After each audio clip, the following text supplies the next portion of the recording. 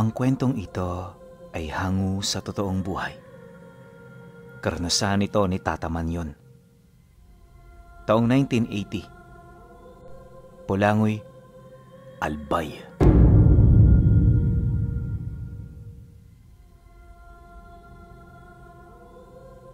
Matagal na panahon nang nakatira sa Albay ang pamilya ni Tata Manyon.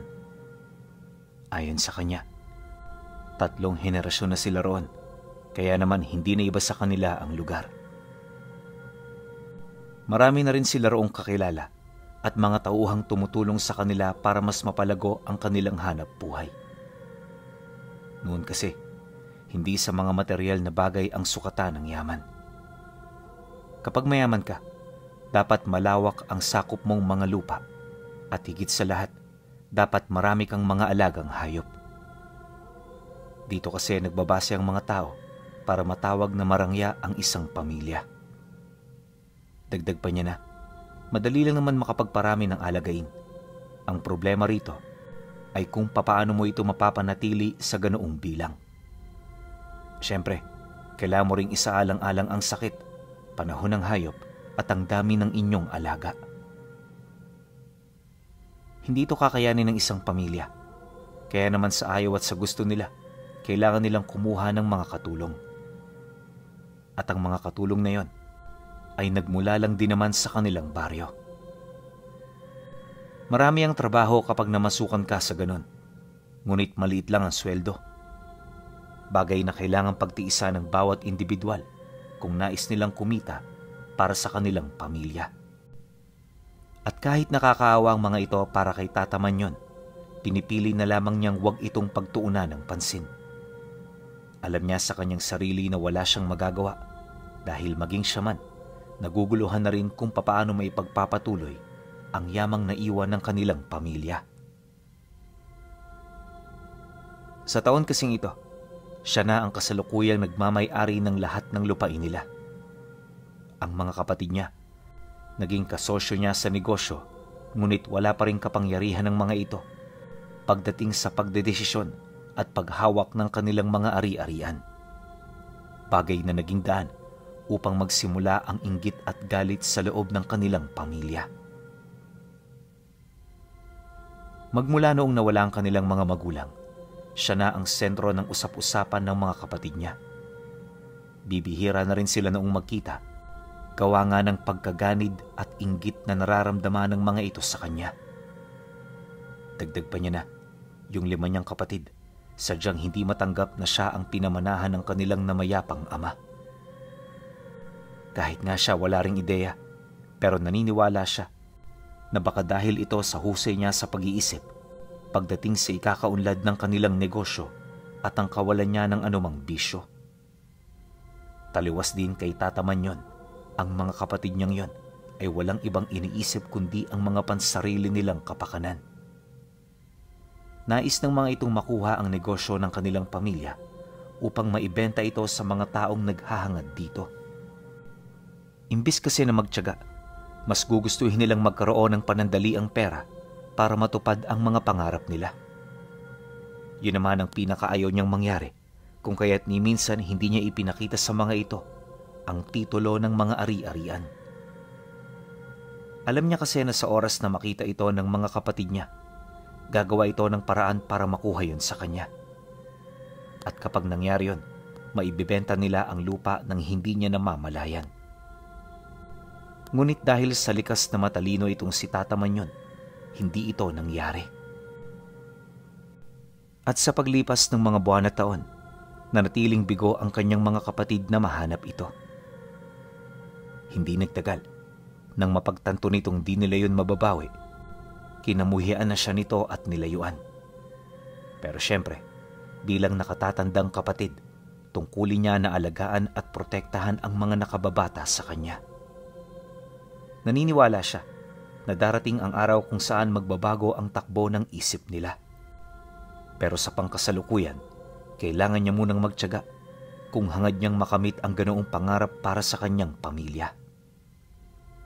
Ang kaso lang, habang tumatagal ang hindi nila pagkakaunawaan, tila bang unti-unti na ring lumalabo ang pangarap niya para sa kanyang mga kapatid.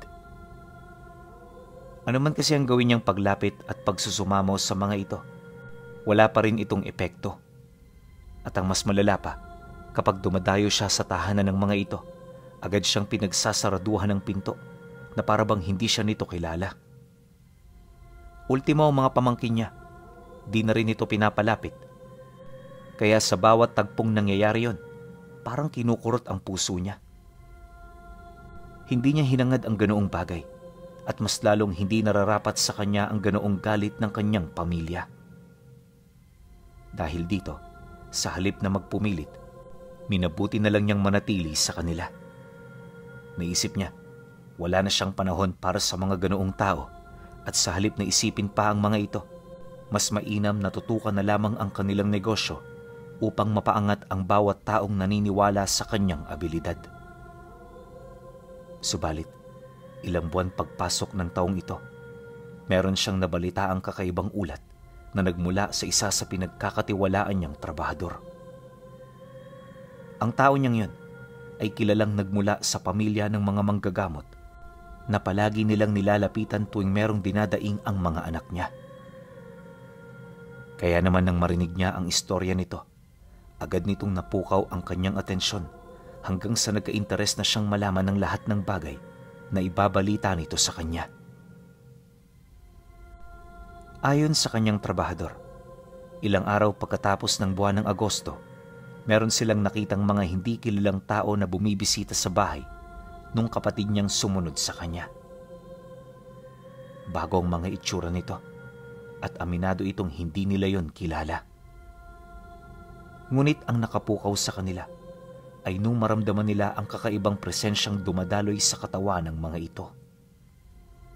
Hindi yun katulad ng sa ordinaryong tao dahil bukod sa mabigat ito, punong-puno rin ito ng kadiliman. At magmula noong nakita nila ang mga nilalang na yon, unti-unti silang nakaamoy sa bahay ng kapatid niya ng amoy na parang mula sa naaagnas na bangkay ng tao. Malimit na ring lumalabas ang mga ito at ang tanging nakikita na lang nila roon ay yung mga anak nitong naglalaro sa bakuran tuwing hapon.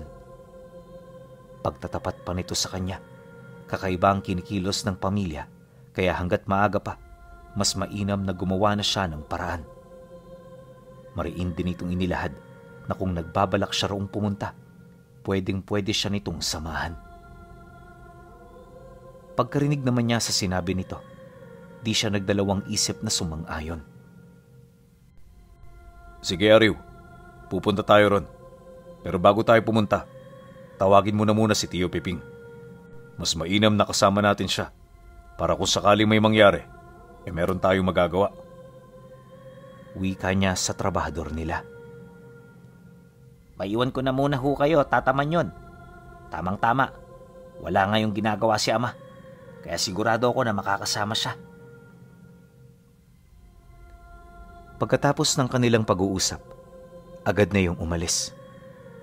Siya naman, naiwan sa labas ng bahay, maiging nag-iisip sa kung ano ang mga mangyayari pagdating nila sa lugar. At kahit wala siyang ideya sa kanilang mga madadatnan, inihahanda niya na noon ang kanyang sarili, gawa ng alam niya na magkakaroon na naman ng gulo sa pagitan niya at ng kapatid niya. Kalahating oras ang lumipas. Dito niya na nakita itong si Tio Piping kasama ang anak nitong si Ariw.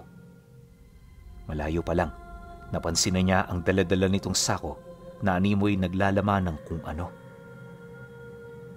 Paglapit naman ng mga ito, inilahad sa kanya ng matanda na dala na nito ang mga pangontrang kailangan nila. Mariin din itong inilahad na sa mga oras na yon, sigurado na silang aswang ang nakatira sa bahay ng kapatid niya. Mahirap man itong paniwalaan, wala siyang magagawa kundi ang sumunod. Alam niya na si Tio Piping ay merong isang salita, kaya imposible na magsinungaling ito sa kanya. Dahil sa ganoong kaisipan, nagmamadali silang naglakad patungo sa tahanan nito. Maya-maya pa, nang masipat na niya ang nakasaradong bahay ng kapatid niya, doon bumungad sa kanya ang mga anak nitong naglalaro ng walang kasama. Sakto noong 5:00 na yon ng hapon, Kaya nang madatnan nila ito, mas lalo nitong pinagtibay ang naging testamento ni Ariu sa kanya. Pagsilay naman sa kanila ng mga bata, agad niya itong tinawag. Ngunit sa halip na lumapit, bigla itong nagsitakbuhan pabalik ng bahay nila. At pagbukas naman ito ng pinto, dito bumungad sa kanila ang mga bagong muka na sinasabi ni Ariu. Maski siya hindi niya ito kilala, kaya pagkatitigan nila, agad niyang tinanong kung sino ang mga ito. Tiwala kasi siya na hindi ito kapamilya ng asawa ng kapatid niya, kaya naman literal na estranghero yon sa kanilang pamilya. Ngunit nang marinig ng lalaki ang kanyang sinabi, nagpatuloy lang ito sa paglalakad hanggang sa marating nito ang kanilang kinaroroonan. At nung tumigil na yon sa kanilang harapan, matapang itong sumagot sa kanya ng, Kami ang bagong kamag-anak ni Marino. Dito na kami titira mula ngayon, kaya naman masanay na kayo sa amin. At para hindi tayo magtalo-talo, ngayon pa lang gusto ko nang humingi ng kakarampot na lupa na aming magagamit. Tatayuan namin ito ng kubo para sa imbakan ng aming pagkain. Hangad ko sana na mas malayo sa baryo ang lupa para mas maganda. Kung pwede nga lang, yung ibigay mo sa amin yung pinakadulo na pagmamay-ari nyo. Ito lang hihingiin namin at sana'y maunawaan mo. Sa oras na ibigay mo yan, wala ka nang maririnig na kahit ano sa dati mong kapatid. Nang marinig naman niya ang sinabi nito, agad niya itong sinagot ng mura. Nandilim talaga noon ang paningin niya, at kung di dahil sa mag-ama, baka sinugod na niya ang tampalasang taong kumausap sa kanya.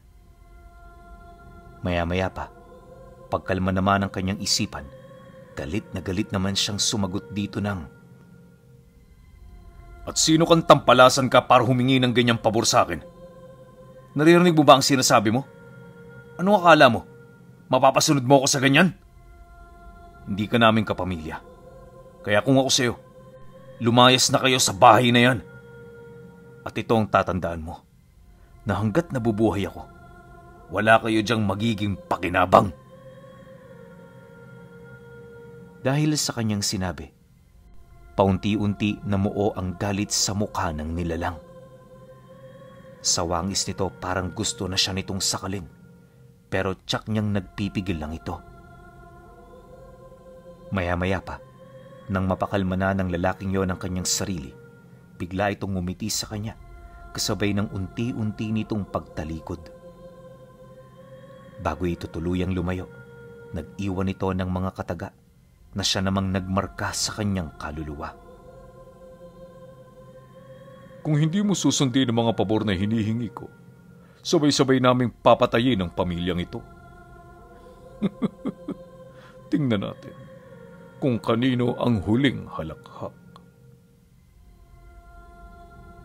Pagkasambit nito ng mga kataga, doon na nga tuluyang nandilim ang kanyang paningin. At kahit hindi niya kilala ang lalaking yon, walang kaabog-abog niya itong sinunggaban. Nang magpang-abot na silang dalawa, bigla siya nitong sinuntok sa tagiliran na halos tumagos sa tadyang niya. Dahil dito, bigla na lamang siyang bumagsak sa lupa.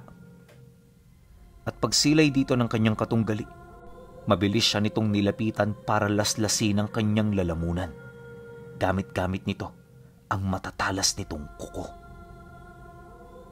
Ngunit nang masipat ito ni Tio Piping, agad nitong napigilan ang nilalang sa pamamagitan ng krus na gawa sa baging ng sinukuan. Sa sobrang pagkagulat noon ng katunggali niya, hindi na niya namalayang nakalayo na pala ito sa kanila. At nung makatayo na siya, sarado na ang bahay. Wala na siyang nakitang kahit isang tao na nasa labas, kaya naman hindi niya maiwasang mag-alala.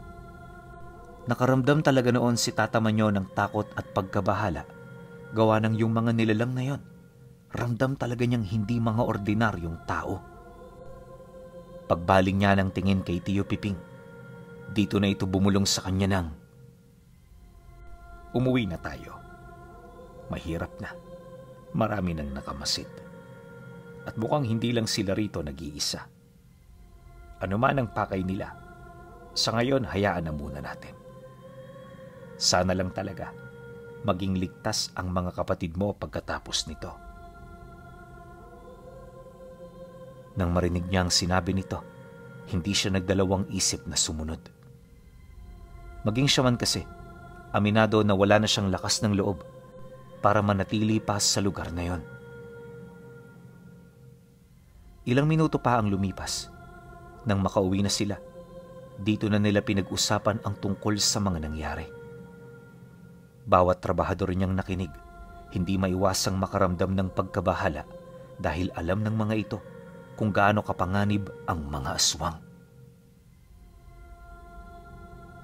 Pagkatapos ng kanilang naging usapan, nakiusap siya sa mag-ama na kung maaari manatili na muna sa bahay nila at isama na rin ito ang iba pa nilang mga kamag-anak. Para naman kahit papaano, kampante sila roong makapagpalipas ng magdamag. Dahil sa kanyang pakiusap, walang nagawa si Tio Piping kundi ang sumunod. Alam kasi ng matanda na isang malaking karangalan na mapagbigyan ng kahilingan ng amo nila. Lumipas ang gabing yan. Awa naman ng Diyos, walang nangyaring hindi inaasahan. Akala ni Tata Manyon, nakalimutan na ng mga nilalang ang kanilang naging hidwaan, pero lingid sa kanyang kaalaman, ito pa lang ang panimula. 3 araw ang lumipas. Dito na nagsimulang magkaroon ng karamdaman ang kanilang mga alaga. Minu-minuto may mga supling na kambing na namamatay at gabi-gabi marami sa mga malalaki niyang alaga ang biglang nawawala at nabubuwal. Ayon sa kanya, nasa loob lamang ng isang gabi, 3 kalabaw ang nalagas. Lahat ito putol ang mga binti, tapos nawawala ang mga sungay. Butas-butas din ang kanilang mga tiyan na animoy pinatay ito ng mga mababangis na nilalang. Pagsilay naman ni Tio Piping sa mga pangyayari, ito na mismo ang nagkumpirma na inatake ang mga kalabaw na yon ng mga aswang. Sa sobrang tindi kasi ng pinsalang natanggap ng mga ito, naniniwala ang matanda na walang kahit na anong nilalang sa lugar nila ang may kakayahang gumawa nun maliban sa mga demonyong nabanggit niya. Dagdag pa nito na, yun pa lamang ang panimula, kaya kinakailangan nilang maghanda. Matapos naman itong mailahad ang mga kailangan nilang malaman, di na ito nagsayang pa ng oras na mag-alay ng pangontra papalibot sa tahanan nila. Naisip ni Tio Piping na sila talaga ang pakay ng mga ito at maaaring ibinabaling lamang nito ang kanilang atensyon sa mga hayop upang hindi sila makapaghanda. Dagdag pa nito na mas mainam ding balikan nila ang kapatid nito para makausap ng masinsinan. Naniniwala si Tio Piping na tanging ang kapatid niya lang ang makakasagot ng lahat ng kanilang katanungan. Dahil sa sinabi nito, naglakas loob siyang sumunod. Wala mang kaide-ideya sa kahihinatnan ng mga gagawin nila, pinili niyang magbakasakali. Alam niya kasi na malaki ang maitutulong ng kanyang kapatid ukol sa kasalukuyang problema ng kanilang pamilya. Ngunit sa kabila nito, di rin siya gaanong naniniwala na susunod ito sa nais niya. Bali-balik ta rin man kasi ang sitwasyon. Alam niya na matagal nang nakataga sa buhay na bato ang kanilang alitan. Kinahapunan nung araw ng kanilang pag-uusap, di na sila nagsayang pa ng oras. Pagbalik nila sa bahay ng kanyang kapatid, muli nilang nadatna ng mga batang naglalaro. Pagtawag niya sa mga ito, kagaya ng inaasahan, dali-dali itong nagsitakbuhan patungo sa pinto. Maya-maya pa, unti-unti na itong bumukas hanggang sa dito na niya nasilayan ang kapatid niya. Pagpang-abot ng kanilang paningin, kahit hindi pa ito nagsasalita, alam na niyang merong mali sa katauhan nito. Nasisiguro rin niyang katulad na ito ng mga nilalang na nauna nilang nakainkwentro, kaya naman habang tumatagal, dahan-dahan ang napupuno ng katanungan ang kanyang isipan. Hindi niya halos sukat akalain na yung kapatid niya ay magpapadala sa kapangyarihan ng kadiliman. Paglapit naman ito, agad itong binalaan ni Tio Piping. Ayon sa matanda, huwag siyang basta-bastang lumapit kung ayaw niyang masaktan. Mariin din itong inilahad na kumukulo ang dugo nito sa mga aswang, kaya mula sa araw na yon, ituturing na siya nitong hindi tao. Nang marinig naman yon ng kanyang kapatid, sa halip na mabahala, ininsulto lang nito ang manggagamot. Maging siya man, hindi makapaniwala sa sinabi ng kapatid niya. Gawa ng unang-una, alam niya na noon pa man, mataas ang pagrerespeto nito kay Tio Piping. At dahil sa mga sinabi nito, bigla na lamang itong humandusay sa lupa habang nangingisay. Bago pa man kasi ito makapalag, natigal po na ito sa noo ng albularyo. Malakas na tigal po ang tumama rito na kung nataong hindi ito natulungan ng ibang mga aswang, paniguradong ikakamatay niya ito. Pagkatapos ng pangyayari, agad silang umalis ng walang pasabi. Di na nila hinintay na dumami ang mga tao sa lugar upang makaiwas mula sa mga hindi inaasahang pag-atake. Pagsapit ng gabi, matapos ang mga kaguluhan, tahimik silang nag-abang. Para masigurong ligtas ang kanilang mga alaga, tinipon na nila ito sa loob ng bakuran. Naglatag na rin sila roon ng iilang mga bantay para naman kahit papaano, hindi ito basta-bastang mapasok ng mga nilalang. Maliban dito, may mga sulo na rin silang ikinalat para naman kahit madilim na, meron pa rin silang liwanag. Makalipas pa ang ilang oras, wala pa rin nangyayari. Napakatahimik pa rin ng paligid hanggang sa bigla na lamang nilang narinig ang pag-atungal ng isa sa mga kalabaw nila. Nang matunto naman nila ang kinaroroonan nito, kitang-kita nila na dinadarag ito papalabas ng kung anong nilalang. Di na ito nagawang masilayan ng mga pinabantay niya roong trabahador dahil nung umatungal ito, kanya-kanya naman yung nagsipulasan. Kahit nga yung mga nagbabantay sa malayo, napilitan ng pumasok sa loob ng bahay buhat sa takot na kanilang naramdaman. Dahil sa pangyayari, agad naman siyang sumama kay Ariw para puntahan ang kinaroroonan ng kalabaw. Di nagtagal, nang marating nila ang lugar, bumungad sa kanila ang kalunos-lunos na sinapit ng hayop. Ayon sa kanya, wala naman itong matinding pinsala, maliban sa malalim na sugat nito sa may bandang puso. Marahil ay dinukot ng nilalang ang puso nito upang tuluyan itong mapatahimik. Dahil sa pangyayaring yun, imbis na alisin doon ang labi ng hayop, pinili nilang bumalik na muna sa bahay. Malakas kasi ang kutob ni Tio Piping na yon ang simula ng atake ng mga nilalang. Hindi nagtagal, naganap na nga ang mga bagay na hindi dapat mangyari. Ayon sa kanya, segundo lang noon ang dumaan nang biglang pagdadagiti ng mga aswang ang kanilang mga alagang hayop. Mabilis din naman yung binibitawan ng mga nilalang sa sandaling maabot na nito ang taas na kinakailangan nila. Lahat ng mga kambing na nadagit, diretsyong bumagsak sa bubunga ng bahay, kaya sa loob lang ng ilang minuto, halos maganda wasak-wasak na ang kanilang tahanan. Dahil dito, wala nang nagawa ang kanilang mga kasama kung hindi ang kumuha ng mga armas. Kaysa tumakbo at magpahabol sa mga ito, mas pipiliin na lamang nilang makipaglaban hanggang kamatayan. Pagkumpul naman ng mga trabahador niya malapit sa kinaroroonan nila, dito na ito pinamunuan ni Tandang Piping. Wala man silang ideya sa kung ano ang mga mangyayari, pinili nilang makinig sa bawat sasabihin ng matanda. Alam nila na yon ang kanilang kaligtasan, kaya naman lahat ng sinasabi nito, maigi nilang inunawa. Ilang minuto pa ang lumipas, dito na pa isa-isang lumapag ang mga aswang. Pagtayo nito sa lupa, dito nila nasilayan ang anyo nito na halos malayong malayo sa tao. Di hamak din na mas mataas yun sa kanila at kahit butot balat ang mga nilalang, alam nila na nagtatanga nito ng abilidad na hindi kayang abutin ng kanilang pangunawa.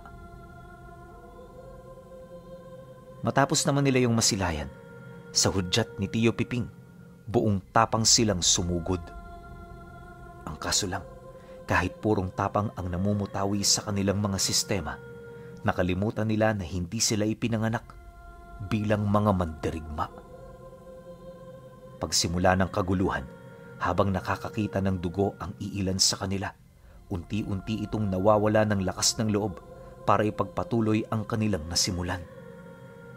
Di hamak na mas pinahalagahan ng mga ito ang kanilang buhay, kaya naman bago pa sila mamatay, nagdesisyon na silang tumakas.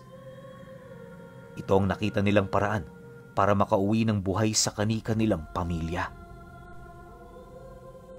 At dahil sa ginawa ng mga trabahador niya, biglang humina ang kanilang panig. Nakita nila ang pagbagsak ng kanilang mga kasama na patuloy na nakikipaglaban sa pwestong pinoprotektahan nila. At sa pagkawala ng mga ito, mabilis silang nasukol ng mga nilalang hanggang sa kalaunay wala na silang nagawa kundi ang umatras pabalik ng bahay. Punong-puno man ng takot, alam niya na hindi yun ang panahon para ipakita ito. Kailangan nilang maging matatag kung hangad nilang makaligtas at muling masilayan ang kanilang mga mahal sa buhay. Pagtigil bahagya ng labanan, dito sila inabisuhan ni Tio Piping na ihanda ang kanilang mga sarili. Ano man ang mangyari, piliin nilang lumaban at huwag magpakita ng kahit na anong takot sa katawan. Sa pamamagitan nito, mamamatay sila ng walang kahit na anong kahihiyan sa katawan.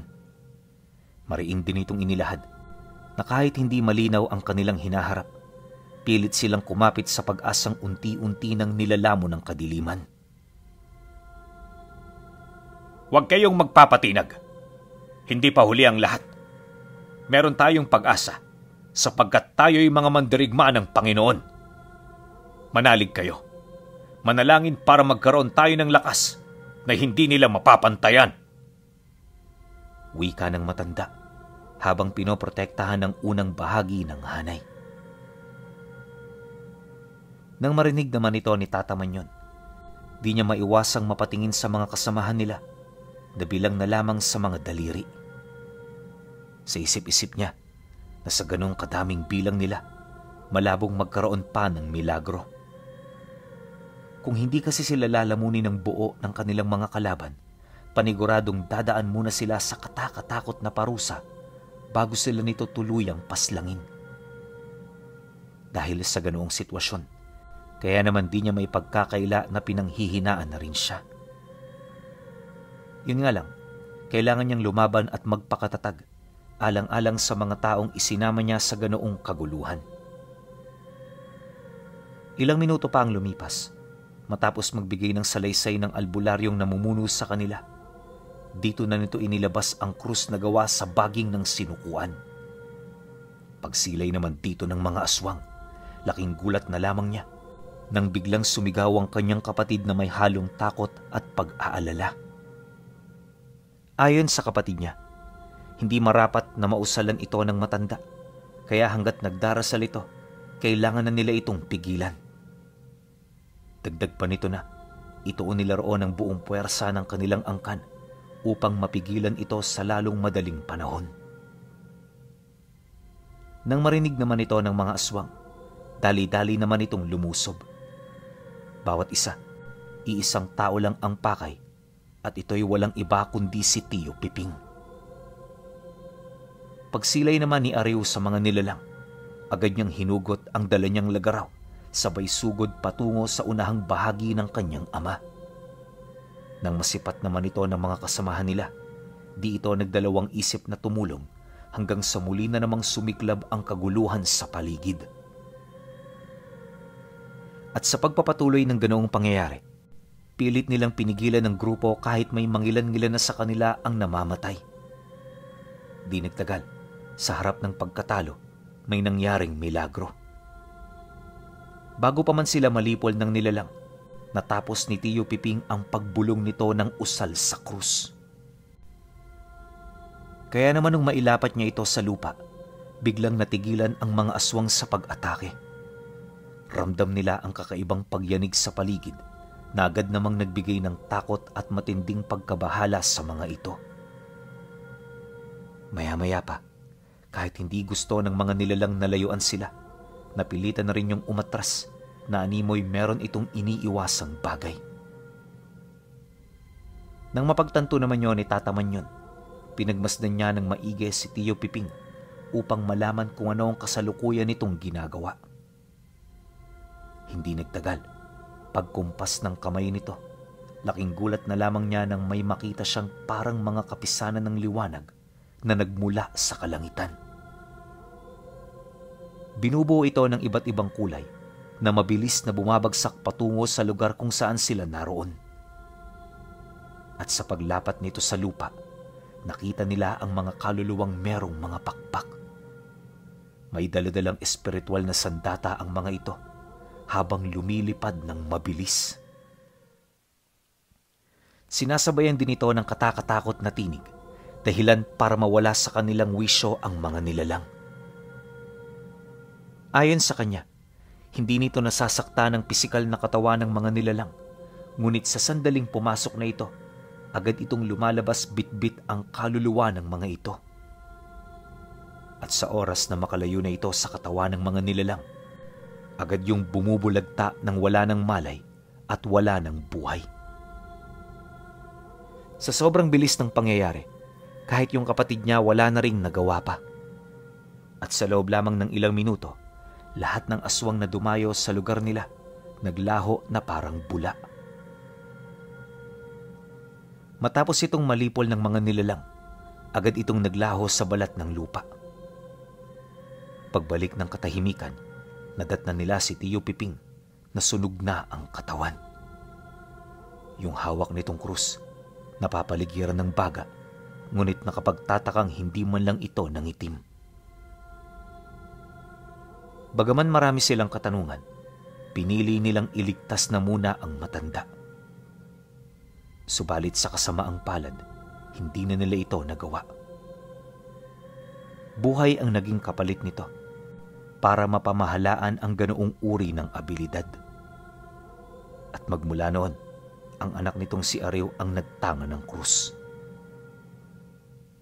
Hanggang sa pagtanda ni Tata Manyon Pinuno, nananatiling sariwa sa kanyang alaala ang tungkol dito.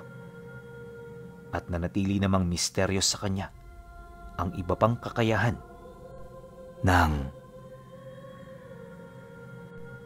mahiwagang krus na baging ng sinukuan ni Tio Piping.